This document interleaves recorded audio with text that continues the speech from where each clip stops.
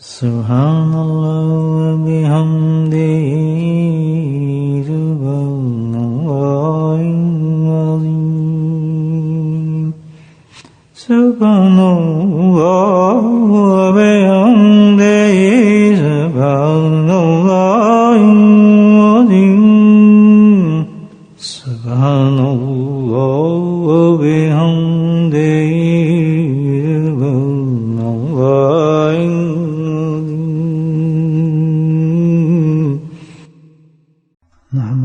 صلی اللہ رسول کریم اما بعد. اللہ سبحانہ وتعالیٰ کا فضل و کرم عظیم احسان ہے جس کے لیے کوئی ہمارے پاس زبان نہیں، الفاظ نہیں شکر ادا کرنے کے. خیری آفت کے ساتھ اللہ نے آج تک ہمیں اس رمضان میں پہنچا دیا. دین کی سلامتی بھی، ایمان کی سلامتی بھی اور قلب کی سلامتی بھی موجود ہے. الحمدللہ اللہ سے دعا کریں کہ اللہ پاک آخر رمضان بھی سلامتی تک پہنچا دے. ہم یہاں بیٹھتے ہیں اللہ کے فضل و کرم سے کچھ دوست جمع ہو جاتے ہیں، اللہ کی رہی توفیق سے پہنچ جاتے ہیں اور اللہ کی فضل سے حکم سے کچھ باتیں ہم سنتے ہیں. عام دنوں میں سننا اور ان دنوں میں سننا بہت زیادہ فرق ہے، اور خاص اپنی نیتوں کو صاف کرتے ہوئے جو سب سے بڑی ہماری منزل ہے، جو کوشش ہے، جو کاوش ہے، اس کی نیت بناتا ہے آدمی، اور وہ ہے کہ اللہ تو ہماری اصلاح فرما دے. اصلاح سے بڑی کوئی چیز نہیں انسان کی. ایک معمولی انسان بھی اگر کسی کی اصلاح کر دے تو اس کا احسان بہت بڑا انسان پر ہوتا ہے. اس سے بڑا انسان کا کسی کا احسان نہیں ہے. تو یہ سب اللہ کی فضل سے قائم ہوتی ہیں چیزیں، اور انسان کی نیتوں پر ہے. جس کی نیت صالح اور صحیح ہو اللہ سبحانہ تعالیٰ اس کو خالی نہیں چھوڑتے، ضرور عطا فرماتے ہیں. یا میری اور آپ کی نیتوں پر ہے، اللہ نے ہمیں ایک بہت ہی بڑے کامل ولی زمانے کے حضرت علی مرتضیٰ قصرہ کی اس مجلس میں ہمیں پہنچا دیتے ہیں. کہ بزرگان دین جی فرماتے ہیں ہمیں تو اتنے عقل نہیں ہے، آپ میں ہے، میں اپنی بات کر رہا ہوں کہ ان چیزوں کو سمجھ سکیں. ہم سمجھتے ہیں کہ یہ ہمارا کمال ہے، ہم ذکر کر رہے ہیں، ہم بیٹھے ہیں، ہم فلاں ہیں. ارے بھائی آپ صاحب نسبت ہیں تو کرنٹ یہاں نہیں پیچھے سے آ رہا ہے، اس کا تو ڈفرنٹ ماحول ہوتا ہے.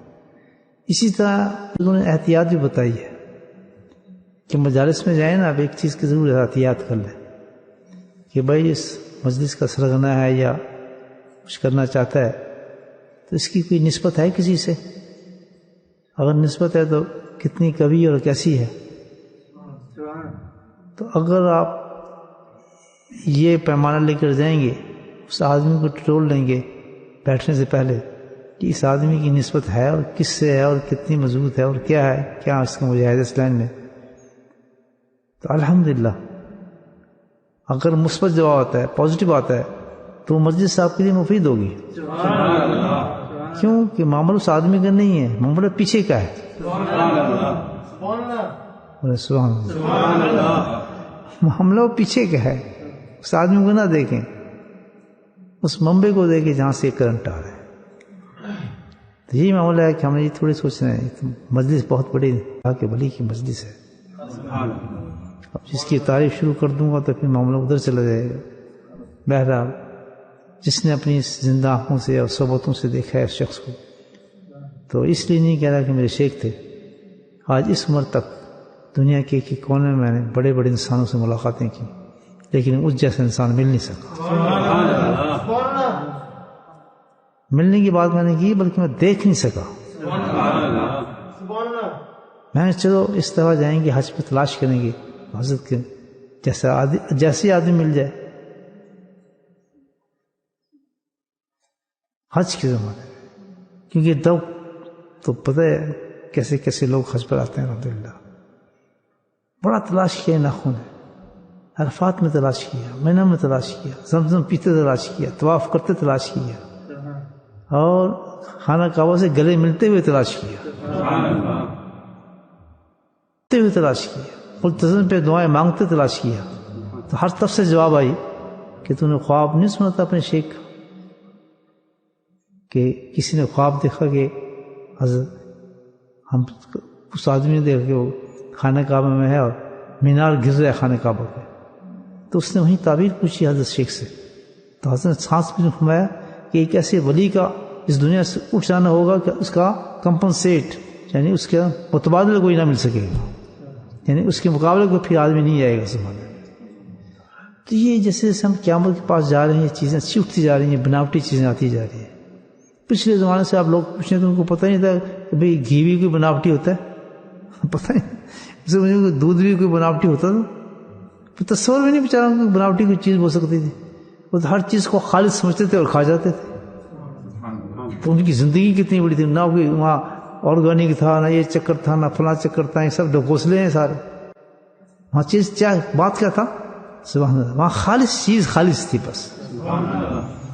یہ قیامت کی نشانی سے ہر خالص چیز ناخالص ہو جائے گی, دین کی ہو یا دنیا کی ہو. تو اس مجلس سے ہمیں فائدہ اٹھانا چاہیے یا نہیں. کہاں ملیں گے پھر یہ رمضان اور اتنے بڑے اللہ کے ولی کی مجلس, الحمدللہ کتنی بڑی بات ہے. اس سے کوتاہی کرنا تو خود کو اپنے پر ظلم کرنے والی بات ہے.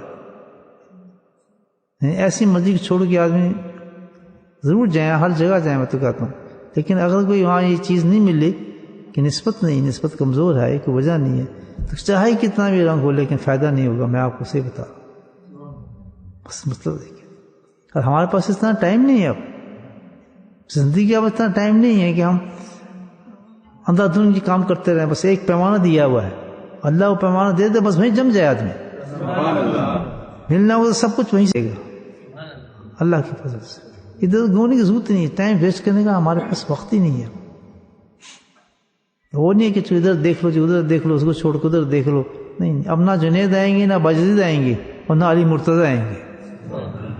جنہوں نے آنا تھا وہ آ چکے بس. اب تو ان کے فیض جاری ہوں گے, ان لوگوں سے فیض جاری ہوں گے جن کو کہے گئے کہ فیض جاری کرو, اور کسی سے بھی نہیں. بولے سبحان اللہ. یہ ہے سب چیز. ہم کر رہے تھے باتیں الحمدللہ رمضان کی. کیا باتیں کی, رمضان کے احسانوں کا بدلہ اتار رہے تھے باتیں کر کر کے. بہت بڑا اللہ نے کرم فرمایا اس رمضان کے ذریعے سے. کتنے بڑے بڑے احسان اس رمضان سے ہمیں ملتے ہیں. اور کتنا بڑا احسان ہے دیکھیں ایک مجھے, کہ سارا معاملہ اس پہ انسان کی زندگی کا شامل ہوتا ہے. کہ جیسے آپ گھر میں گئے, اس گھر کے اندر تو ابھی رات کا وقت, اب آپ نے کھانا بھی کھانا ہے, کپڑے بھی بدلنا ہے, وضو بھی کرنا ہے, اگلی نماز کی تیاری بھی کرنی ہے. یہ سب کام جلدی کے ہوتے ہیں نا انسان کے. چلو رمضان کے موسم لے لیں, گھر پہنچے آپ, لائٹیں آف, خوب اندھیرا, بتائیں کیا ہوگا. ہر چیز لیٹ ہو جائے گی ہماری.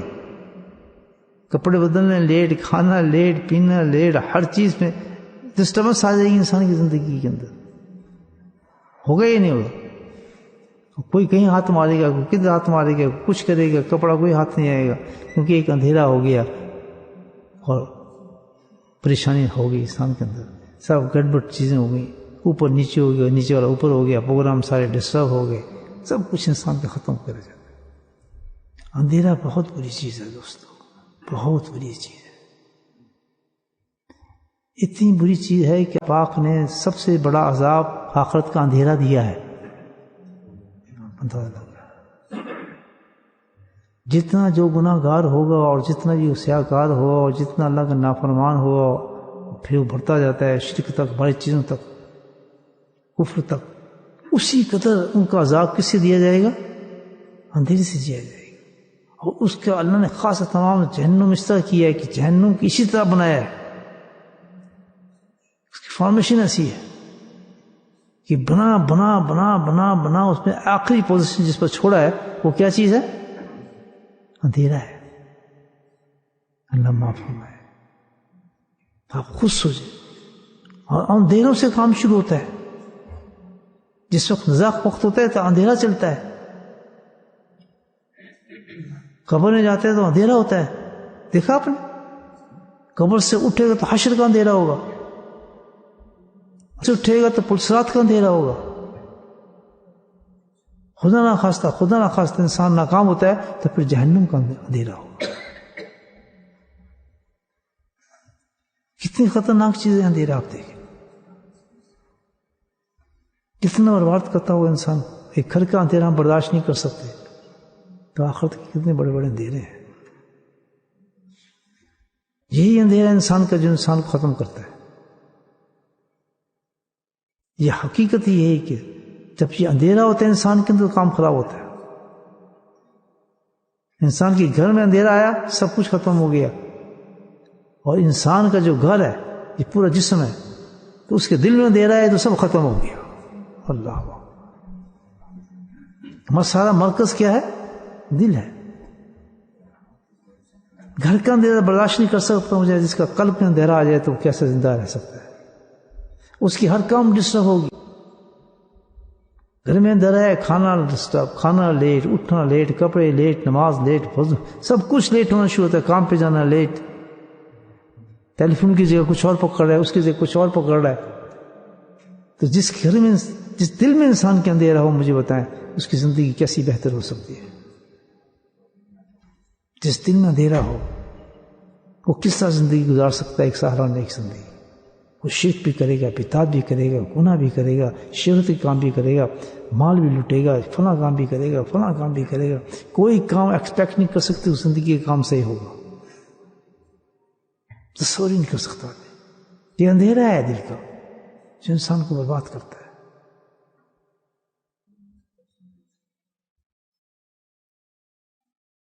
دل میں اگر روشنی پیدا نہ ہو تو بس ختم انسان.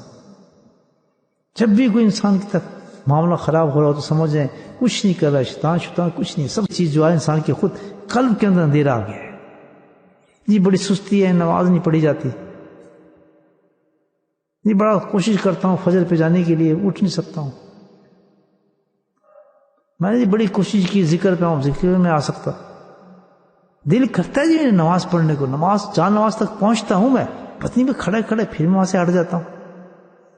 یہ وہ الفاظ ہیں جو میں نے لوگوں سے اپنے کانوں سے سنے ہیں، وہی دہرا رہا ہوں میں. پتہ نہیں کیا چیز ہے جی، کیا عجیب معاملہ سمجھ نہیں آ رہا. اور سوچا تھا کل سے چلو مسجد میں نماز پڑھا کریں گے، نہیں جا سکے جی. پتہ نہیں کیا ہے. ابھی اس کی ریزن ڈھونڈو، ریزن ڈھونڈو. کیا ریزن ہے؟ کون دشمن ہمارے پیچھے لگا ہوا مجھے بتایا. ہیر گرد سے بس یہی ہم کہہ دیتے ہیں شیطان تو ایک چیز کر دیتا ہے. مثال کے طور پر ایک آدمی ہے، اس نے آپ کے گھر کو فیوز کر دیا، باقی کام تو وہ اندھیرا کر رہا ہے. اسی طرح شیطان جو ہے آپ کے دل کو فیوز کر جاتا ہے، وہ پیچھے ہٹ جاتا ہے، اس کو ختم معاملہ، کچھ ہے ہی نہیں اس کو. میرا بات سمجھے آپ نہیں؟ تو یہ سب جو لوازمات ہیں یہ اس کے مقابلے پھر گندگی شروع ہو جانا. میں تو کوشش کرتا ہوں گناہ کروں، گناہ ہو جاتا ہے. ہو جائے گا جو اندھیرے میں آپ کو پتہ نہیں، میرے ٹیلی فون کی جگہ آپ کچھ اور پکڑ رہے ہیں، شلوار کی جگہ آپ پتہ نہیں قمیض پکڑ رہے ہیں، امامے کی جگہ آپ کچھ اور ڈھونڈ رہے ہیں. اندھیرا ہے. تو اسی طرح انسان اچھائی کو برائی سمجھ رہا ہے، برائی کو اچھائی سمجھ رہا ہے. سود کو سمجھتا ہے ترقی ہو گئی، سبحان اللہ. سود کو سمجھتا ہے ترقی ہو رہی ہے، اور نہ کھانے والوں کو سمجھتا ہے بیکار آدمی. دکانوں پہ کھڑے جو مال گن رہے ہیں کہتا ہے یہ بڑا ترقی پسند آدمی ہے، اور جو دکان چھوڑ کے جو اپنی نماز کو ادا کرتا ہے یہ سب عقل میں نہیں ہے، بیکار کیا پتہ نہیں ہے یا نہیں. یہ مطلب یہ نہیں سوچتے کہ اس کی وجہ کیا ہے. عقل مند کون ہے؟ عقل مند تو وہ ہے اگر قرآن ہمارے پاس ہے جو قرآن کے مطابق چل رہا ہے، ہدایت کے مطابق چل رہا ہے،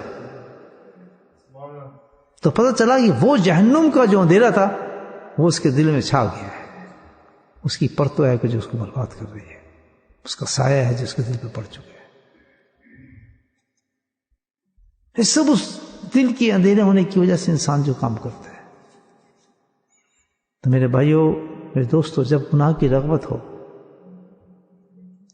نفس و شیطان غالب آنا شروع ہو جائے، سستی، جس کو ہم سستی کہتے ہیں، سستی کے لفظ ہمارے منہ سے نکلنے لگے، پتہ نہیں کیوں یہ لفظ ہمارے منہ سے نکلنے لگے، تو سمجھ جائیں کہ رغبت جو حرام کی طرف ہونے لگے، بری چیزیں ہمیں اچھی لگنے لگیں، تو پھر سمجھ جائیں گناہ در بدر گناہ ہونے لگے، نافرمانی ہونے لگے، تو پھر فوراً سمجھ جائیں کہ دل کے اندر اندھیرا آ گیا ہمارے، اور کوئی اس کی وجہ نہیں۔ رمضان نے اس کا بڑا اچھا انتظام کیا، اس کی پوری پریکٹس کرائی ہے ہمیں 30 دن، دیکھیں، اور بڑے پوائنٹ سے شروع کیا اس نے یہ کام، کس چیز کے لیے؟ کہ دل کے اندھیرے کو دور کرنے کے لیے اس نے کام بتایا ہے۔ بولے سبحان اللہ۔ اگر اس کو ہم نہیں سمجھے تو سمجھو ہم نے رمضان گزارے ہی نہیں، کیونکہ ساری چیزیں رمضان ہم وہ کرتے ہیں، اسی لیے آپ دیکھ رہے ہیں کہ ہمارے دل روشن ہوئے ہوئے ہیں۔ رمضان جائے گا تو اس کے بعد ہماری کیفیت بدل جائیں گی، کیونکہ وہ سارے کام رمضان کی وجہ سے کرنے پڑ رہے ہیں۔ ہم اس کو سمجھتے ہیں یہ رمضان گزار رہے ہیں، روزہ گزار رہے ہیں، روزہ نہیں گزار رہے، یہ علاج کر رہے ہیں رمضان ہمارا، جس وجہ سے ہمارا دل روشن ہو، ان چیزوں کو زندگی پر قائم رکھیں۔ بولے سبحان اللہ۔ جس وجہ سے ہماری کیفیت آئی ہے کہ بار بار نماز پڑھ رہے ہیں، تراویح پڑھ رہے ہیں، قرآن پڑھ رہے ہیں، مجالس میں آ رہے ہیں، یہ جو کیفیت ساری آئی کہ پتہ چلتا ہے دل کا اندھیرا دور ہوا ہے ہمارا، اندھیرا دور ہوا ہے تو یہ کام ہو رہا ہے۔ اس نے کیا کام کیا ہے رمضان نے، کیسے ہو گیا؟ کیا کیسی چیز تھی؟ کیا اس نے ایسا کام ہم سے کرا دیا کہ یہ ہمارا دل اتنا روشن ہو گیا کہ ہم یہی چیزیں جس سے ہم گھبراتے تھے، اب ہم جا رہے ہیں، دکان چھوڑنے کو بھی دل کرتا ہے، مال بھی اچھا نہیں لگتا، بھاگ کے بھی آ جاتے ہیں، نیند کو بھی ایک طرف رکھ دیا، خواہشات کو بھی ختم کر دیا۔ بس سبحان اللہ۔ تو اس کوئی بات تو ہے نا رمضان میں، یہ نہیں ہے، پریکٹس ہے، کوئی ایسا ہم سے کرا رہا ہے کہ جس سے سب کچھ ہمارے میں توانائی آ گئی، دل کے اندر روشنی کے بلب جل گئے، کندیلیں جل گئی۔ تو ہم کیا کرتے ہیں رمضان گزرنے کے بعد ہم یہ بھول جاتے ہیں کہ ہمیں یہ کیوں طاقت تھی، تو وہ چیز ہم بھول گئے۔ اب چاہیے کیا ہے کہ جس وجہ سے یہ چیز ہمیں رمضان نے کرائی ہے، اس عمل کو، اس چیز کو ہم جاری رکھیں تو انشاءاللہ رمضان ہی رہے گا۔ پہلی چیز کیا ہے؟ روزے سے کہاں سٹارٹ ہوتا ہے؟ دیکھیں، ہر چیز کی لاجک ہوتی ہے بھائیو۔ سب سے پہلے روزہ آپ سے کیا ڈیمانڈ کرتا ہے؟ پورے جسم کے اوپر سب سے پہلے گفتگو کرتا ہے روزہ آپ کے پیٹ سے کرتا ہے۔ کہاں سے شروع ہوتا ہے؟ اسٹمک سے۔ اور سارا معاملہ جو ہے دل کی اندھیرے اور روشنی کی کہاں سے شروع ہوتا ہے؟ دل سے شروع ہوتا ہے بھائی۔ سوری، یہ انسان کا پیٹ ہے، اسٹمک۔ تو سب سے پہلے رمضان کے سب سے امپورٹنٹ آئٹم یہ ہے، اس کی وجہ ہم کہتے ہیں روزہ نہیں ہوتا، کیا ہے کہ کھانا پینا ہے سب سے بڑی چیز۔ یعنی کوئی انسان روزہ رکھے گا جب اس بات پہ عمل کرے گا۔ آدمی کھانا کھا لیجیے، میں تو روزہ رکھ رہا ہوں، روزہ ہو گیا؟ روزہ رکھنے کے لازم ہے کہ پیٹ کے ساتھ اس کو کچھ کام کرنا پڑے گا۔ وہ کیا کام ہے؟ کیا؟ پیٹ کو خالی کر لو۔ سبحان اللہ، سبحان اللہ۔ یہ قلب کو روشن کرنے کا یہ اہتمام کر رہا ہے۔ اس نے دو طریقے سے ہوتا ہے پیٹ خالی، ایک صورتی حقیقتی معنوی، یاد رکھیں، وہ دونوں طریقے سے پیٹ پہ کنٹرول کرتا ہے روزہ۔ مطلب سبحان اللہ، ظاہری کے طور پہ پیٹ سے خوراک بند کر دیتا ہے، کرتا ہے نا جی. اس طرح بند ہوئی ہوئی ہے, دل روشن ہوئے ہمارے, سبحان اللہ, کیا نا بند ہوئی. یہ ظاہری خوراک کو اس نے بند کر دیا. اس کے بعد حقیقی چیز کو سمجھا رہے ایک اور آپ کو کہ چلو یہ تم نے ظاہری بند بھی کر دیا, روزہ چل رہا ہے تمہارا, قبولیت کے درجے پہ پہنچ رہا ہے, لیکن دوسری چیز پیٹ کے ساتھ تمہیں ایک اور کرنا ہے, وہ حقیقی احتیاط ہے. کہ وہ کیا, کہ جب دوبارہ تمہیں اجازت دی جائے کھانا کھانے کی یا پریکٹس کرائی جا رہی ہے, تو اس وقت تم نے سب سے پہلے ایک کام کیا کرنا ہے کہ روزے کو بولے کھولنا ہے یا نماز پڑھنی ہے. کیا کریں گے پہلے؟ وسیع ہوتا ہے نا, کہ اللہ نے نہیں کہا کہ تم روزانہ کھولو, نماز پڑھ لو پہلے, پھر آرام سے کھائیں گے. یہ فلسفہ نہیں ہے ہمارے. سبحان اللہ. اتنی بڑی چیز کو, نماز کو اللہ نے پیچھے کیا کیونکہ کسی خاص, کیونکہ نماز کا بھی تعلق دل کی روشنائی سے ہے.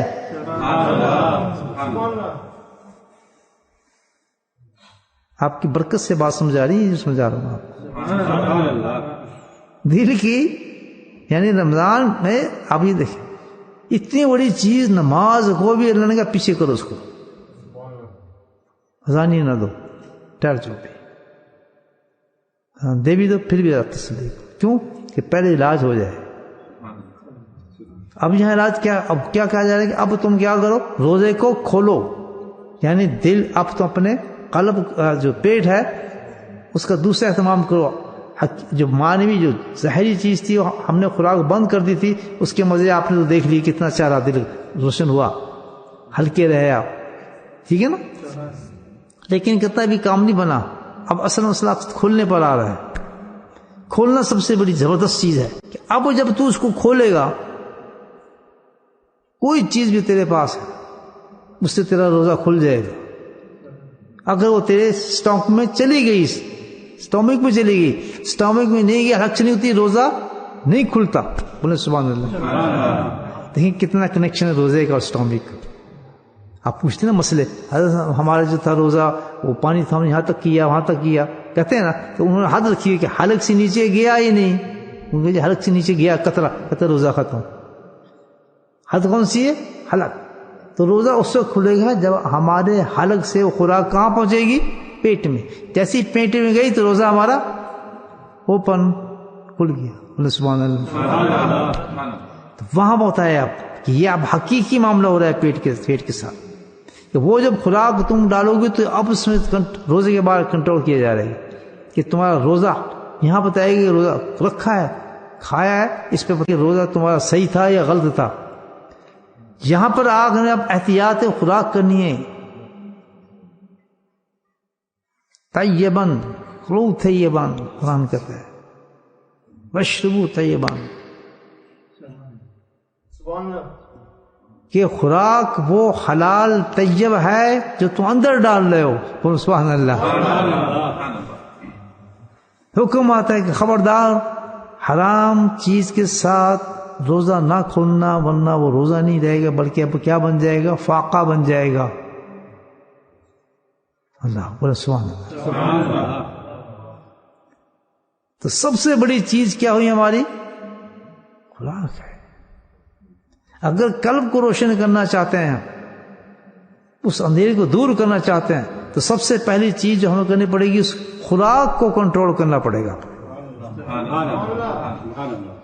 یہ میسج دیا کہ جسے اتنا بڑا سارا دن بھوکا رکھنے کے بعد تیرا روزہ ایکسپٹ نہیں کیا جا رہا, اندھیرا دور نہیں کیا جا رہا, تو یاد رکھ اس دنیا کے اندر حلال و حرام کو سمجھنا, کھاتے وقت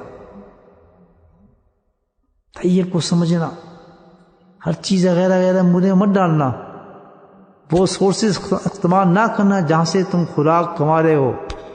وہ خوراک ہی جا کے اندر کام کرے گی, خون بنے گا, جگر میں جائے گا, پت میں جائے گا, وہی تجھے آگے چلائے گا. تو دل تو اندھیرا ہو کر دے گا, تو جب دل وہ سب چیزوں کو اندھیرا کرتے چلی جائے گی خوراک. اور اللہ تعالیٰ نے پریکٹیکل کر کے ہمیں بتایا ہے کہ تم خود روزہ کھولتے دیکھ لو. بولے سبحان اللہ. تو بھائی سب سے پہلی چیز یہ ہے کہ اس پیٹ کی حفاظت کرے انسان.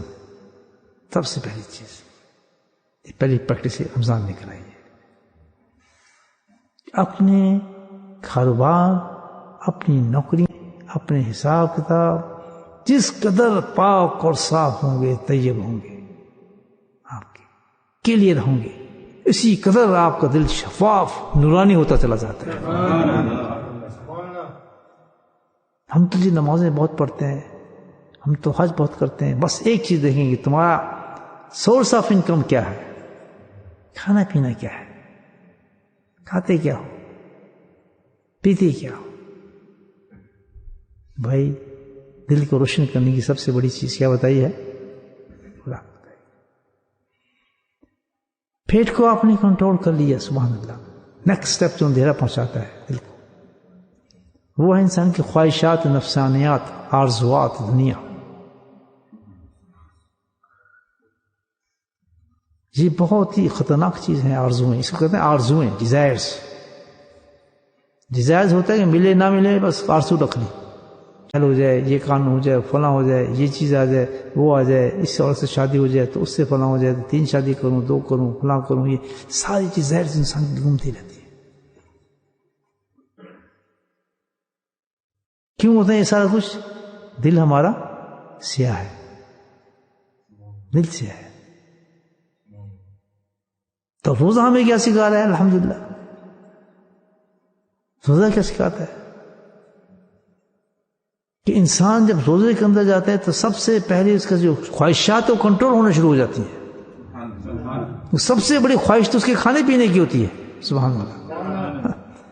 سب سے بڑی خواہش انسان کی کیا ہوتی ہے؟ کھانے پینے ہوتی ہے۔ جیسے کھانا پینا لگا تو پھر اس کے بعد آگے بڑھنا شروع ہو جاتا ہے۔ تو روزہ یہ سکھاتا ہے کہ دیکھ، اگر تم نے اپنے دل کو روشن کرنا ہے تو اپنے خواہشات کو محدود کر، ریئلسٹک بن، ان کو آگے نہ بڑھنے دے۔ جو چیز تیری نہیں اس کو غیری سمجھ، جو تیری اپنی ہے اس کو اپنا سمجھ، حوث نہ رکھ، لالچ نہ رکھ۔ دوسرا پیغام یہ دیا ہے روزے نے، کیونکہ روزے میں تم کم کر لیے چیزیں، سب سے بڑی خواہش تم نے ختم کر دی ہے، تو تیرے دل کے اندر بلب جل گیا ہے، کتنا روشن ہو گیا۔ تو سب سے بڑی دوسری چیز رکاوٹ جو انسان کے لیے جو دل کو تباہ کرتی ہے وہ کیا ہے؟ انسان کی خواہشات ہے۔ اللہ نے دے دیا، وہ شکر اکتفا کرے آدمی اس پر، اللہ کی طرف سے ملی ہے، الحمدللہ۔ ناجائز کی اتفاق نہ بڑھے۔ تیسری چیز، گناہ کے بعد گناہ کو دہرانا، کنٹرول آف سین جو ہے، یہ بڑی زبردست چیز ہے۔ رمضان نے اس کی پریکٹس کرائی ہے، بڑی زبردست پریکٹس کرائی ہے کہ اگر تم نے اپنا روزہ صحیح رکھنا ہے تو گناہوں سے بچو۔ یہ بتایا رمضان نے بتایا کہ سب سے بہترین اینڈ آف دا ڈے جس کا روزہ ہوتا ہے، سب سے خوبصورت احسن عبادت جس کی بنتی ہے، اس انسان کی بنتی ہے جس نے زبان کو، ہاتھ کو، نگاہوں کو، جسم کو، سوچ کو گناہوں سے بچایا ہوگا۔ یہ کرتے ہیں نا پریکٹس، یہ پریکٹس جو روزہ نہیں رکھتے وہ تو خیر، جنہوں سے روزے رکھنا جو روزے کے حسن کو نہیں سمجھتے وہ تو پھر بس یہ سمجھتے ہیں کہ کھا لیا چھوڑ دیا، کھا لیا چھوڑ دیا، کھجور ہے کھا لیا، صبح ہے تو بس پراٹھے کھاؤ، انڈے کھاؤ، فلاں کھاؤ، ختم۔ یہ ایک پریکٹس بتا رہے ہیں آپ کو رمضان کی۔ تو جب انسان 30 دن اس پہ پریکٹس کرتا ہے، کنٹرول آف سینس کی، ذہن کو، جسم کو، زبان کو، آنکھوں کو، ہاتھوں کو بچا کے رکھتا ہے، الحمدللہ، تو اس کا افیکٹ یہ ہوتا ہے کہ ان گناہوں سے بچانے سے، دہرانے سے اتنی زبردست افیکٹ پڑتا ہے، اتنا اثر ہوتا ہے انسان کا کہ فوراً وہ جو اندھیرا دل کا ہوتا ہے وہ روشن ہونا شروع ہو جاتا ہے۔ اس لیے ہے کہ رمضان کے جانے کے بعد آدمی کو پتہ لگتا ہے کہ کیا چیز چلے گی۔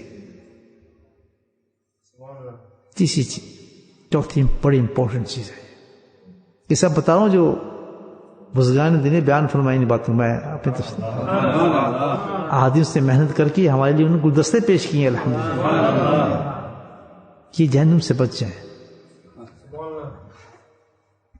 آخری سب سے بڑی چیز، رمضان کہتا ہے میں سب سے قیمتی اور اہم چیز تمہیں دیتا ہوں، اور وہ سب چیز کی تمہارے قلب کو روشن کرنے کا سب سے بڑا بلب ہے وہ کیا ہے؟ صحبت نیک. بزرگان دیں گے یہ رمضان کے سب سے عظیم تحفہ ہوتا ہے جس دعا آپ کے دل کو روشن کرتا ہے، صحبت نیک.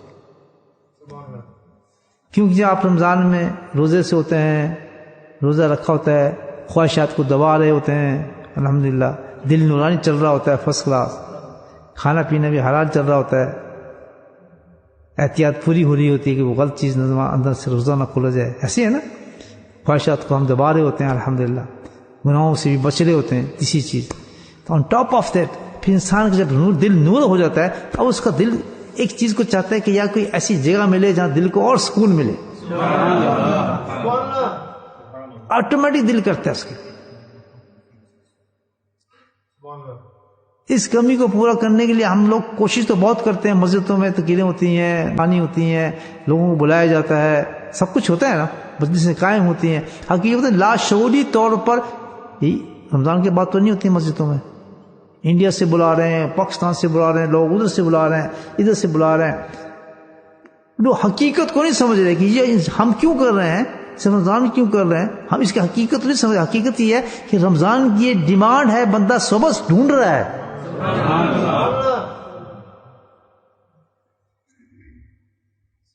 سبحان اللہ، کتنی زبردست چیز ہے. یہ امپورٹنٹ پارٹ آف رمضان کا ہے کہ جب روشن ہو گیا قلب، اب قلب کسی اور خوراک چاہتا ہے اس کے ساتھ. اب اس کو نظر آنا شروع ہو گئی ساری چیزیں، جیسے گھر میں نظر آنا شروع ہوتی ساری چیزیں. تو اب یہ سارے اہتمام ہو رہے ہوتے ہیں ہر جگہ پر. لیکن جن کے دل منور ہو چکے ہوتے ہیں وہ چاہتے ہیں کہ صحیح خوراک اندر جائے میرے قلب روشن کے اندر. اس مجلس میں کہ مزہ نہیں ہے، ادھر گیا تو مزہ نہیں ہے، فلاں نہیں ہے، اس کی تقریر سن لی، تقریر چل رہی ہے، سب معاملات چلتے ہیں نا.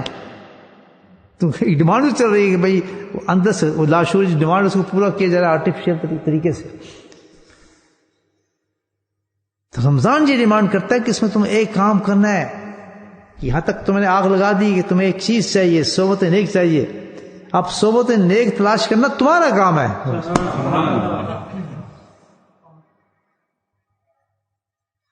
تو جب انسان کسی صحبت نیک میں پہنچ جاتا ہے، سبحان اللہ، ہو بھی رمضان، ہو بھی روزے سے، کوشش کھا بھی رہا حلال رہا ہو، سبحان اللہ، گناہوں سے بھی بچ رہا ہو، اور بیٹھ کے صحبت شیخ کے اندر پوری خوراک اس کو مل رہی ہو، اللہ کا ذکر ہو، سبحان اللہ، تو دل تو بن جاتا ہے قندیل آسمان کی، سبحان اللہ کے یہ تو ہو جائے تو لطف اٹھاتے ہیں وہ لوگ صحبت سارا حاصل کرنے کے بعد رمضان کے اندر. یہ کمبینیشن ہے رمضان کا، بیوٹیفل کمبینیشن ہے رمضان کا، کہ جس کو رمضان میں چاروں چیزیں مل رہی ہیں الحمدللہ، سبحان اللہ، اس کے رمضان کا تو مزہ ہی کچھ اور ہوتا ہے، مزہ ہی کچھ اور ہوتا ہے. تو جب یہ چار چیزیں انسان کی مل جاتی ہیں، رمضان کہتا ہے کہ تیرے دل کو روشن کیا نا میں نے. کیسے روشن کیا؟ تب تیرا کام ہے تو اس میری میسج کو سمجھ جا. جب رمضان سے نکلے گا میں تو چلا جاؤں گا، میری باتیں ختم ہو جائیں گی، لیکن یہ چار چیزیں پھر بھی چھوڑ جاؤں گا تیرے پیچھے. اگر تو اس روشنی کو قائم رکھنا چاہتا ہے اس سے اپنے قلب کے اندر، تو اپنے کھانے میں احتیاط کرنا زبردست طریقے سے. بے شک تو روزانہ رکھو، تو بتا دیا کیوں کیا گیا تھا، یہ پریکٹس چاہیے تھی کہ اس طرح ہوتا ہے. روزہ رکھنے کی کوئی ضرورت نہیں، بس احتیاط چاہیے کھانے کی پینے کے اندر. یہ حلال تو ہے، یہ حرام ہے، یہ میری آمدنی حلال ہے، یہ حرام ہے. میرا جو میں کھا رہا ہوں یہ بچوں کو کھلاؤں گا مگر ہے اس میں نہ بالکل اس کے اندر آدمی ذرا بھی کمزور ہوا، ایک جھوٹی قسم بھی کھا لی اپنی مال بیچنے کے لیے، تو اس کی بڑی سزا ہے. یہ دیکھ، اس لیے اتنی بڑی سزا ہے اس کی کہ کوئی آدمی اگر اپنا مال بیچنے کے لیے جھوٹی قسم کھا لے، کیونکہ اس نے پورا اپنے دل کے اندر اندھیرے کا انتظام کر لیا ہے، تو اس کی زبردست سزا دی کہ تو نے اپنے آپ کو ظلم کر لیا. ہر کتنی چھوٹی سزا فیل لگتا ہے کہ چھوٹی طریقے سے مال بیچے، چھوٹی اس کی ڈسکرپشن کی ہے مال کی، تو اس سے حرام ہو گیا، تو کھائے گا تو تیرا دل سیاہ ہو جائے گا، تیری محنت ختم ہو جائیں گی. اور اسی طرح ہے کہ اگر کسی آدمی نے سچ بول کر، سبحان اللہ، چیز کو بیچ دیا دیکھو اللہ کے توکل پر، تو اس کا مقام کیا ہے کہ اتنا بڑا مقام ہے، شہداء سے زیادہ اس کا مقام دیا جائے گا آخر میں صادق تاجر، کیونکہ اس کا تعلق اسٹامک سے ہے، پیٹ سے ہے، پیٹ سے تعلقات ہے اس کا۔ اتنی احتیاط ہونی چاہیے کہ یہ شریعت میں اجازت ہے میں ایسے پیسہ دے رہا ہوں، اس کی شریعت میں اجازت ہے میں یہ فنڈ لے رہا ہوں، اس کی شریعت میں اجازت ہے کہ میں پیسہ فلاں کر رہا ہوں، خرچ کر رہا ہوں، یہ بھی گھر میں آ رہا ہے، یہ اس کو استعمال کر رہا ہوں۔ تب یہ احتیاط انسان کی زندگی میں آ جائے گی، سبحان اللہ۔ رمضان کہہ رہا ہے کہ پھر دیکھنا تیرا دل ایسی روشن رہے گا جیسے رمضان میں دل تیرا روشن رہا تھا۔ باقی دوسری تین کوششیں آپ کو بتائیں گے الحمدللہ، ان پہ بھی اسی طرح آدمی کوشش کرتا رہے، گناہوں کو کنٹرول کرتا رہے، کنٹرول کرے۔ رمضان میں کر سکتا ہے، رمضان کرے تو بعد میں بھی کر سکتا ہے، کیونکہ اگر تم نے رزق حلال دے دیا اپنے پیٹ میں تو گناہ کنٹرول ہو جائیں گے۔ اگر تمہیں حلال رزق نہیں دیا تو پھر گناہ کنٹرول نہیں ہوں گے، دل سے آ رہے گا تیرا، سٹیپ بائی سٹیپ چلو اس کے ساتھ۔ جب خواہشات تیری کنٹرول ہو جائیں گی، نمبر 3۔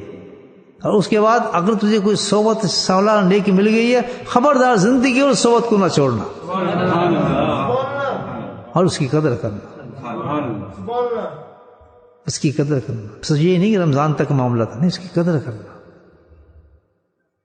اگر روز نہیں جا سکتا تو دوسرے دن چلا جا، دوسرے دن نہیں چاہتا تو تیسرے دن چلا جا، تیسرے دن نہیں چاہتا فرماتے ہیں تیسرے دن چاہ سکتا چلو ہفتے میں ایک دفعہ آ جا، تو ہفتے میں ایک دفعہ نہیں جاتے کوارٹرلی آ جا۔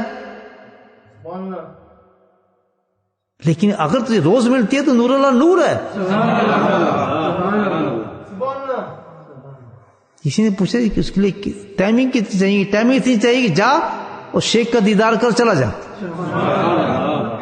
کیونکہ ٹائم نہیں ہے تیرے پاس، تو نے کام پہ جانا ہے اور تو نے ٹائم پہ پہنچنا ہے، تو گاڑی کو اس طرف لے جا جہاں تیرے شیخ کا اڈا ہے، سبحان اللہ، جہاں بیٹھا ذکر کرا ہے، ذکر آتا ہے، تو تو اس طرح کہ اس راستے سے چلتا ہوں، اٹھ، ٹوٹ کے بتا رہا ہوں آپ کو، ٹوٹ کہ کام نہ روکے آپ کی زندگی کا۔ یہ نہیں کہتا کوئی فقیر کی تو اپنی زندگی کے کام کو روک لے، لیکن وہ یہ بھی نہیں کہتا کہ آپ تو میری صحبت میں نہ بیٹھ، دونوں اجازتیں نہیں دیتا آپ، نہ آپ کی دنیا کا نقصان چاہتا ہے اور نہ آخرت کا نقصان چاہتا ہے۔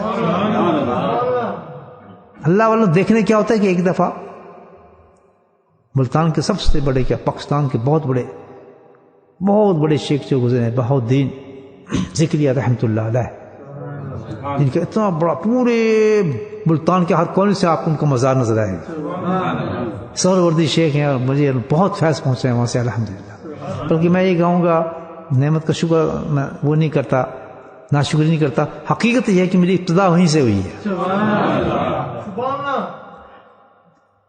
بہت بڑے الحمدللہ کے ولی گزرے ہیں، تو ان کے پوتے جو ان گدے اٹھائے، کبھی ایسا ہوتا ہے کہ بیٹے سے نسل نہیں چلتی، پوتے سے چل جاتی ہے، کبھی نواسے سے چل جاتی ہے، یہ اللہ کی دین ہے، آپ کچھ نہیں کہہ سکتے۔ تو ان کی نسل کس سے چلی؟ شارق الدین پوتے سے چلی ان کی، وہ اتنے زبردست ہے۔ بچپن ان کا کیا تھا، اللہ کے والوں کی بات آگے بتا ذہن میں آ گئی، ان کا بچپن یہ تھا کہ ان کے والد جو تھے نا دادا، تو جب ان کی مجلسیں قائم ہوتی تھیں تو وہ کیا کرتے تھے، چھوٹے سے بالکل جیسا 1.5-2 سال کا بچہ ہوتا ہے، وہ باہر نکلتے تھے، جوتوں کو کسی لیفٹ کرتے تھے، کسی سائڈ جوتوں کو صحیح کرتے تھے، کسی الٹا کرتے تھے، کسی سیدھا کرتے تھے۔ تو ان کے لوگوں نے عرض کی حضرت سے، تو ان کو اپنے بلایا، تو یہ کیا کرتا ہے؟ کہتے دادا وہ کچھ نہیں کرتا، میں تو ان جوتوں کو الگ الگ کرتا ہوں جو جنتی ہیں اور جو دوزخی ہیں۔ اس درجے کا کشف تھا، کوئی بات آگے دیکھنے پر۔ تو ان کے لیے ایک کیا کرتے تھے، یہ کون سا بادشاہ تھا ہندوستان کے زمانے میں جا رہا، ان کا زمانہ تھا، غزنوی، پتہ نہیں مجھے یاد نہیں آ رہا کون تھا۔ تو وہ کیا کرتے تھے، وہ اعلان کرتے تھے کہ اعلان کرو میں نے شہر میں نکلنا ہے، میرا ہاتھی تیار کر دو۔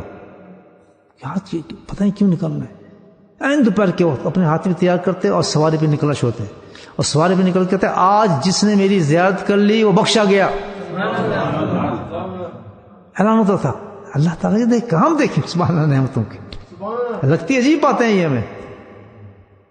تو امن جاتے تھے دور دور سے، بادشاہ تک شروع ہو جاتے کہ آج زیارت کریں ان کی، آج اللہ کا خاص جلال و کرم ہو رہا ہے کہ جس نے ان کو دیکھ لیا وہ بخشا گیا۔ تو صحبت شیخ کا یہ بھی نسخہ بتاتے ہیں اللہ والے. اگر تیرے پاس اتنا بھی ٹائم نہیں ہے، وقت آ جائے گا ایک، یہ وقت آ گیا نا، آج وقت آ گیا نا، ہمارے پاس کہاں ٹائم ہے؟ کہ بیچارہ کمپیوٹر کام کرتا ہے، کوئی ٹیکسی چلاتا ہے، کوئی دکان کرتا ہے، لیکن چاہتا ہے کہ آخرت بھی بنے، دنیا میں چلے. اس کا یہ طریقہ ہے. رحمت تو برستی ہے تو برستی رہتی ہے. جو سمندر زبا ہو گیا، سمندر تو رکنا نہیں، اس نے نہیں رکنا، وہ تو جاری ہی رہتا ہے. تو جا، جب موقع ملے تو اس میں سے ایک گھونٹ پی لے. اللہ کیا بھئی، اگر آپ کو کام پہ جانا ہے، گاڑی کا تھوڑا رخ موڑیں، ادھر رخ موڑ کے اسی حالت میں جا کے اندر بھی نہ جائیں، وہاں دیکھ کے 2 منٹ کھڑے ہو کے نا اللہ اللہ اللہ کہہ کے چلے جائیں اپنے کام پہ. یقین کہ آپ کی زندگی اس دن کے اندر فرق آئے گا. کہنا کیا ہے؟ اللہ. شیخ کو دیکھنا ہے، زیارت کرنی ہے، کھڑے ہو کے وہیں دروازے میں کھڑے ہو جائیں. لوگ تو پاگل کہیں گے نا باتوں میں آپ کو، لیکن درویشوں کی ہر باتوں کو پاگلی کہا جاتا ہے. عقل مند سمجھتے ہیں ان باتوں کو. کھڑے ہو جائیں، 3 دفعہ بول رہے ہیں اللہ کے قسم کہ اللہ اللہ اللہ. زیارت کی چلے گئے، صحبت شیخ ہو گئی آپ کی زندگی میں، آپ کا دن محفوظ ہو گیا. تو میرے بھائیو، یہ ایک بہت اہم ٹاپک ہے کہ دل کے اندھیرے، دل کو اپنے اندھیروں سے بچائے. بہت بڑا عذاب ہے یہ. عذاب جہنم کا عذاب بنے گا. جس کا دل آج سیاہ ہے تو اس کو آخرت میں جہنم کا سیاہی ملے گی، یاد رکھیے. جس کا دل آج روشن ہے تو سبحان اللہ اس کو چمکتے ہوئی جنت ملے گی. اس کو بہت اپنے دل کی ہمیں حفاظت چاہیے کہ ہر وقت وہاں لائٹ جلتی رہے، لائٹ جلتی رہے. جب دیکھیں سستی کا لفظ آ رہا ہے، فلاں کا لفظ آ رہا ہے، صحبت میں سستی ہو رہی ہے، ذکر میں سستی ہو رہی ہے، سمجھ جائیں کہ دل کی لائٹیں بند ہونا شروع ہو گئی ہیں. میرے مال کی طرف نہ دیکھیں، دل کی لائٹیں بند ہونا شروع ہوئی. اللہ پاک ہم سب کو اس کی توفیق نصیب فرمائے. بسم اللہ الرحمن الرحیم. الحمد للہ رب العالمین، الصلاۃ والسلام علی سید المرسلین شفیع المذنبین طه و یاسین الحبیب الامین. اللهم صل على سيدنا مولانا محمد النبي الأمي أزواجه أمهات المؤمنين وذرياته وأهل بيته كما صليت على إبراهيم وعلى آل إبراهيم إنك حميد مجيد وسلم تسليما دائما أبدا كثيرا كثيرا. اللهم اغفر لنا ذنوبنا وظلمنا وعزلنا وجدنا خطأنا ومدنا كل ذلك. اے میرے مولا، اے میرے مولا، تو ہمارے گناہ معاف فرما دے، ہم سب کی بخشش فرما دے. یا اللہ تو ہم سے راضی ہو جا، یا اللہ تو ہم سے راضی ہو جا، یا اللہ تو ہم سے راضی ہو جا. یا اللہ ہمیں سچی توبہ نصیب فرما، یا اللہ سچی توبہ نصیب فرما. یا اللہ ہمیں شکر کرنے والا، ذکر کرنے والا، اطاعت کرنے والا، فرما برداری کرنے والا، تیری طرف رجوع کرنے والا، گریہ کرنے والا، گناہوں سے معافی مانگنے والا بندہ بنا دے. اے میرے مولا، تو اپنے فضل و کرم سے ہماری ساری دعاؤں کو جو ذکر میں ہم نے مانگی میرے مولا وہ مقبول فرما. یا جو بھی اولیاء اللہ نے اس مقام پر دعائیں مانگی وہ ہمیں عطا فرما. صالحین نے دعائیں مانگی اس میں وہ ہمیں عطا فرما. عابدین نے دعائیں مانگی وہ ہمیں عطا فرما. اصحاب کرام نے دعائیں مانگی وہ عطا فرما. یا اللہ جو انبیاء کرام نے دعائیں مانگی وہ عطا فرما. یا اللہ جو امام الانبیاء نے دعائیں مانگی وہ عطا فرما. اے میرے مولا، تو اپنے فضل و کرم سے جو ہم نصیحتیں رمضان میں سنتے آئے ہیں میرے مولا، اس پہ عمل کرنے کی توفیق نصیب فرما. ہمارے بیماروں کو شفا نصیب فرما، ہمارے بیماروں کو شفا نصیب فرما، ہمارے بیماروں کو شفا نصیب فرما. وصلی اللہ تعالی علی خیر خلقہ محمد و آلہ وصحبہ اجمعین برحمتک یا ارحم الراحمین.